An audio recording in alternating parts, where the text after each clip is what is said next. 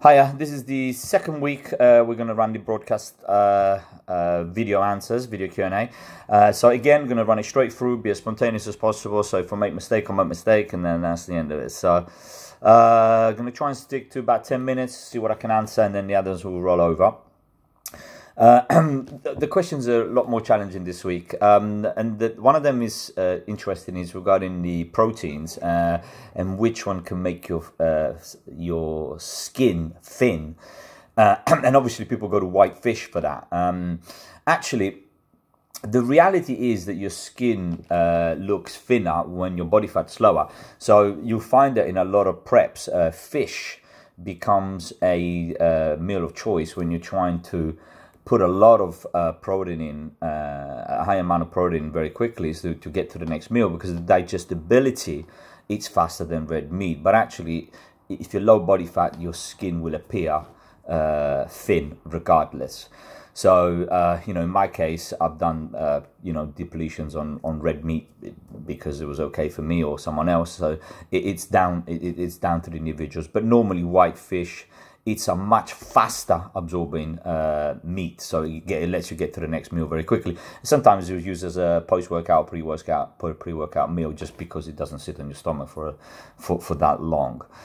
So there's no magic formula to fish in making your skin thinner. What do I think about online calculators to work out your metabolic base rate? Okay, well. I think you have to be careful, because of course they don't, you know, they'll give you a calorie amount and you don't know for a fact whether those calories amount to your lifestyle or your metabolic rate or your body composition. So, you know, obviously it's a guideline, and then you start from there maybe and see how you get on. But I'm certainly not a fan of those, but they do have a value. You know, for someone who wants to start somewhere, they certainly have a value. Why and when and what is a cheat meal? Okay, actually, I was having a conversation with a few people about that, and the cheat meal for me, it doesn't exist. You know, like if you're in a contest prep, it's a strategic feed, and it's a way to boost calories, and it's in a planned scenario. So you know that you try and estimate roughly where you're going to be, and you've accounted for those calories. So the idea behind that is to stimulate the body to regenerate a thermogenesis reaction to a higher load of calories, so that way it doesn't get stuck and you kind of avoid a plateau into your diet.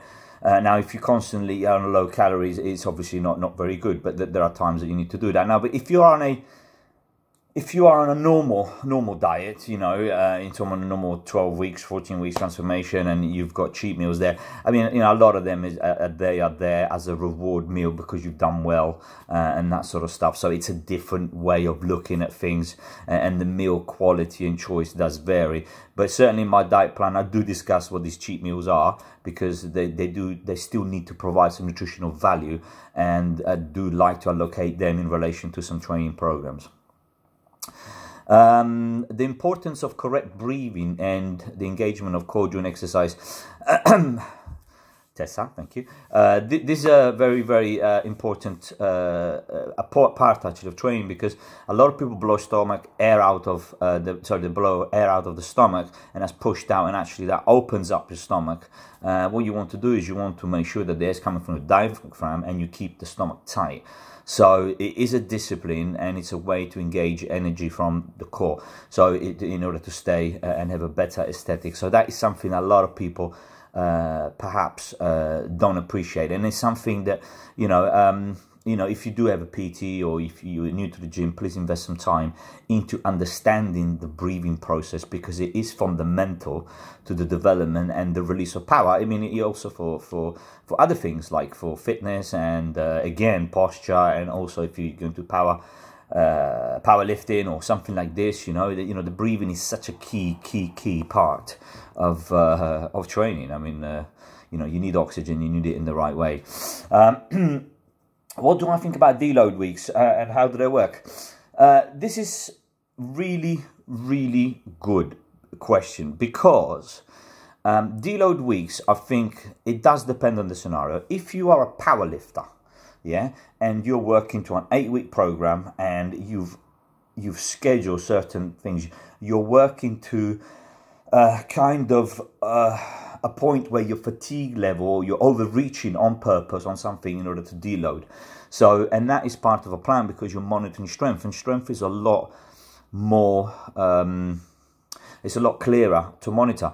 If you're a physique athlete, like, you know, bodybuilding or other things, you know, sometimes you don't need to deload at that specific time if your program says so, because you don't feel it and your body does allow you to carry on training.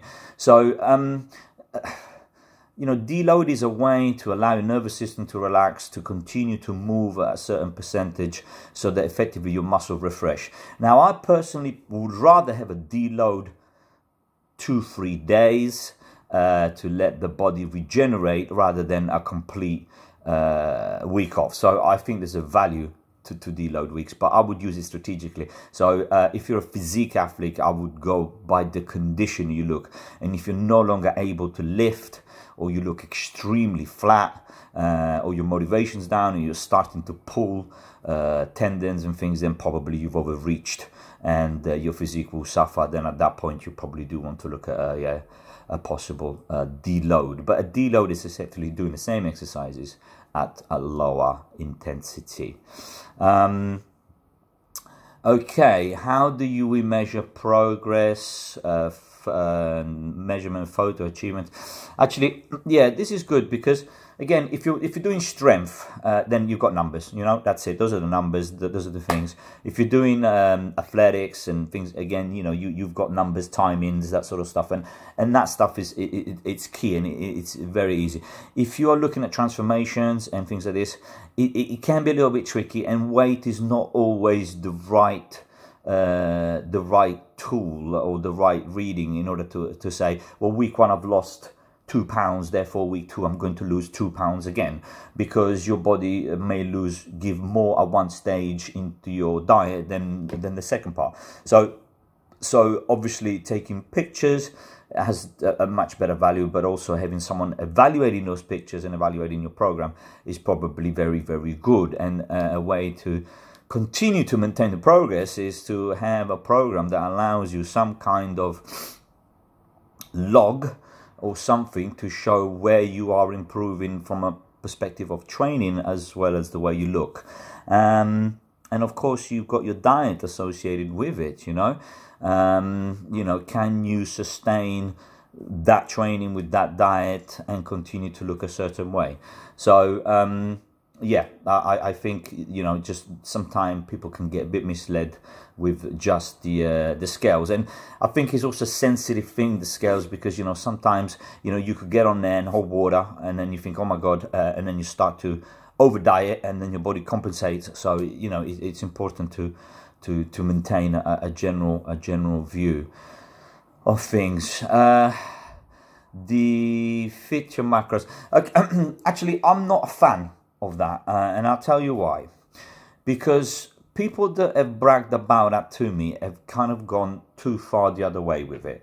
I think Fit Your Macros has some tolerances, some guidelines, okay? So yes, if you're talking to shift some macro from Mondays to Thursdays, some calories, because you're doing some stuff, then yeah, it's good. But if you're just going to say, well, I've eaten 2,000 calories from sugar, but I did not eat any fats or anything like this, but, you know, it's within my calorie range, or is, you know, I can make it up that day because in the week I'll fit macros, it's still not a correct way. I like to have a little bit more structured plan with meal options maybe that are macro valued, but I do like to provide some form of structure, because I think also it's a good way to stay focused on something. So I would rather have a diet plan that has a little bit stricter, maybe Monday to Wednesday, maybe a little cheat meal here and there on a Wednesday night, and then something else, and then some free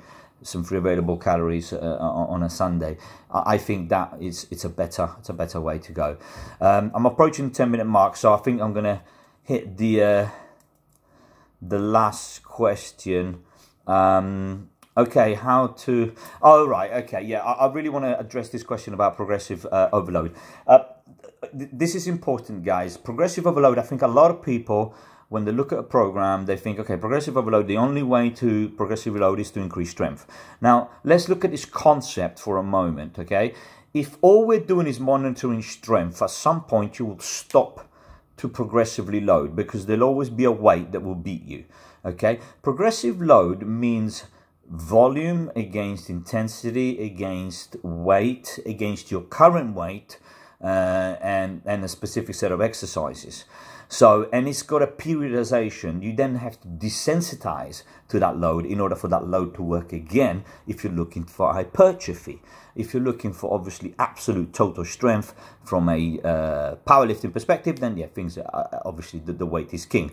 But most of us are looking at this from not just increasing the final figure of the weight. Now, it's important to increase that weight, but when that weight has reached its maximum, or its maximum safety within a capacity of rep ranges, what do? Well, let's increase the intensity, let's increase the volume, maybe we add an extra set, and you've then progressively loaded the workload that your muscle has to do over a period of time, and that will generate hypertrophy. And then it's time to move on and desensitize it, because at some point then your workouts will either be too long or too heavy, and we're going to run into injuries. So then you have to look at a different way, different stimulus, and regenerate and refresh your body stimulus.